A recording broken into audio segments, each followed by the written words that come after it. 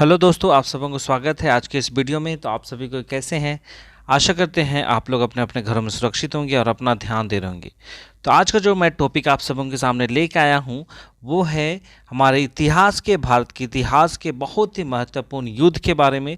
वह युद्ध जो 3 युद्ध हुए थे, इस युद्ध को 3 युद्ध हुआ था और जिसको आज का वीडियो में हम लोग देखेंगे पहला युद्ध के बारे में, और वो है आपका पानीपत का प्रथम युद्ध के बारे में। और ये प्रथम युद्ध जो हुआ था वो 1526 ईस्वी में हुआ था, बाबर और इब्राहिम लोदी के बीच में। तो चलिए जानते हैं पानीपत के प्रथम युद्ध के बारे में, इसके बारे में जानेंगे। और जो लोग इतिहास से रुचि रखते हैं उन सबों के लिए यह वीडियो बहुत ही फायदेमंद होगा, बहुत ही रुचिकार साबित होगा, जो मैं आप सबों के सामने एक पीपीटी के माध्यम से आप सबों के सामने प्रस्तुत करने जा रहा हूं। तो चलिए शुरू करते हैं आज के इस वीडियो को। तो हम लोग आज जानेंगे पानीपत के प्रथम युद्ध के बारे में, और यह जो युद्ध हुआ किन के बीच में हुआ, इन सारी बातों को भी हम लोग समझेंगे। तो ये जो पानीपत का जो प्रथम युद्ध है वो आपका कराया गया था 1451 ईस्वी में, और बात है दिल्ली सल्तनत का। और जो अफगान जो है वहाँ पे लोदी राजवंश का शासन चलता था, और इब्राहिम लोदी जो लोदी वंश का एक बहुत ही महान योद्धा, एक शासक के रूप में थे।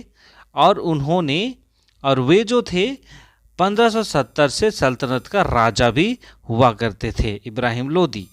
और बात है बाबर की। जैसा आप सबों को पता है, शुरुआत में मैंने बताया कि बाबर और इब्राहिम लोदी के बीच में हुआ था, तो हमने अभी इब्राहिम लोदी की बात की। अब हम लोग बात करते हैं बाबर का। बाबर का जो कहा जाता है कि जो बाबर थे वे तैमूर और चंगेज खान दोनों के एक वंशज के रूप में जाने जाते थे। और ये जो बाबर है फरगाना जो उज्बेकिस्तान में है वहाँ के एक शासक के रूप में जाना जाता था। अब बाबर जो थे वे 1504 ईस्वी में काबुल पर कब्जा भी किया था। उसने समरकंद पर भी कब्जा करने की कोशिश तो की, लेकिन 3 बार कोशिश उन्होंने किया, लेकिन तीनों बार उन्हें हार का सामना करना पड़ा। तो इन्हीं बातों को ध्यान में रखते हुए बाबर जो थे वह पंजाब की ओर अपना ध्यान केंद्रित करते हैं और अपना विजय का रथ है वो पंजाब की ओर फेर देते हैं।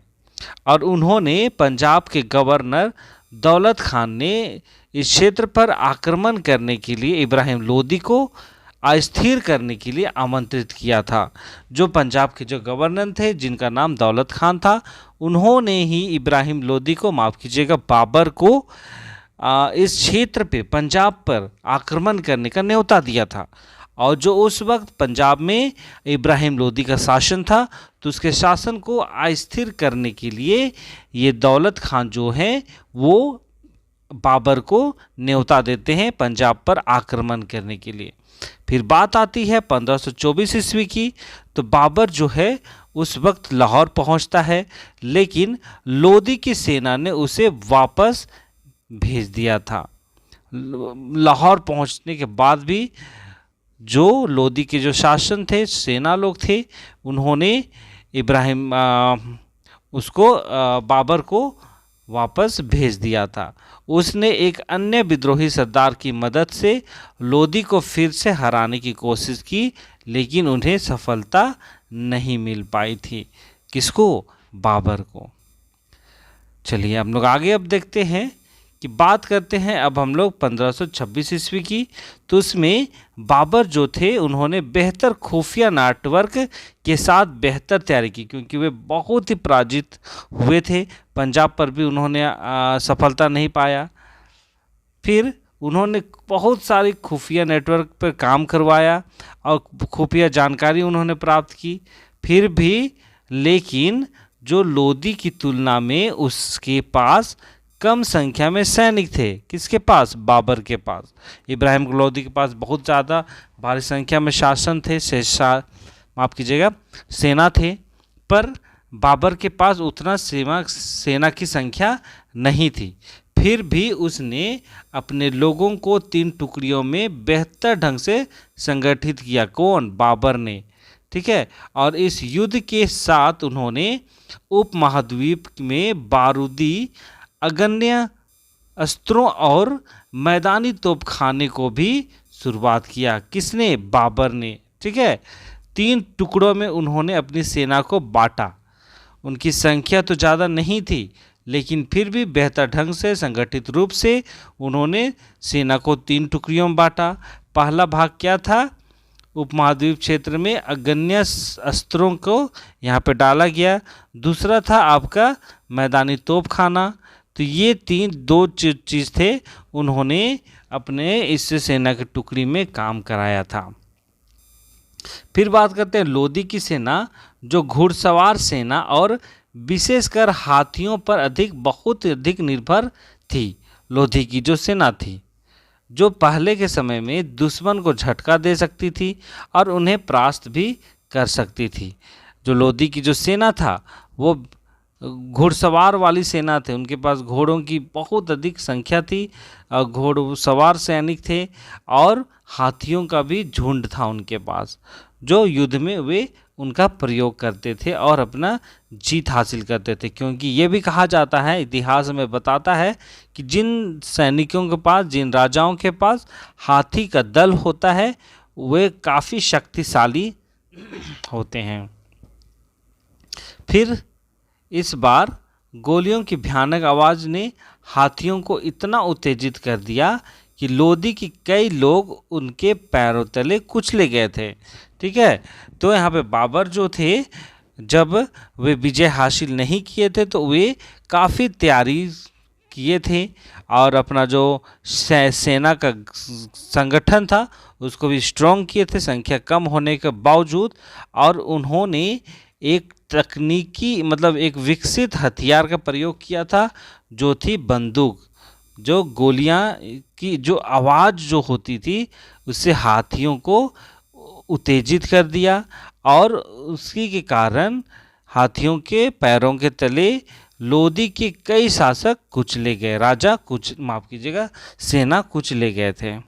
ठीक है, और इसी के बाद वे विजय हासिल भी करते हैं बाबर ने।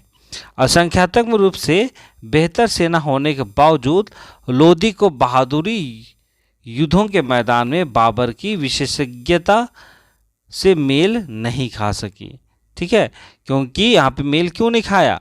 क्योंकि जो इब्राहिम लोदी था उसके पास भारी संख्या में सैनिक दल थे और हाथियों का झुंड था, लेकिन उसी का उल्टा बाबर के पास सेना कम थी, पर वे सेना को ही संगठित रूप से तैयार करते हैं और यहाँ पे आधुनिक हथियार का वे प्रयोग करते हैं, जिसके कारण से उन्हें जीत मिल पाती है। ठीक है, अब बात करते हैं यहाँ पे सैन्य प्रतिभा की। तो एक सैन्य प्रतिभा और आधुनिक तकनीक और युद्ध के कारण इब्राहिम लोदी को की लगभग 50,000 सेना केवल 12,000 मजबूत सेना के हाथों हार गई। 50,000 किसकी? इब्राहिम लोदी की सेना थी। अब 12,000 सेना किसकी थी? तो वो था आपका बाबर की सेना, और उससे वे पराजित हो जाते हैं।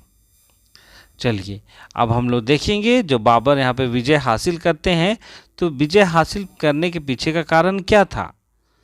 आप लोग वैसे पिछले स्लाइड में ही देख चुके हैं, फिर भी मैं आप सबको बताता हूँ कि जो बाबर जो थे वे उनके जो सैनिकों के द्वारा बंदूकों का इस्तेमाल से उन्हें युद्ध में जीत का दावा करने में मदद मिली, और लोदी सेना तोपखाने कौशल के मामले में पिछड़ रही थी, और तोपों से निकलने वाली आवाज़ से लोदी के युद्धों हाथी भयभीत हो गए। ठीक है, अब पागल हो गए और उसके बाद कई सेना को कुचल दिया गया हाथियों के द्वारा। तो ये भी एक जीत का कारण माना जाता है।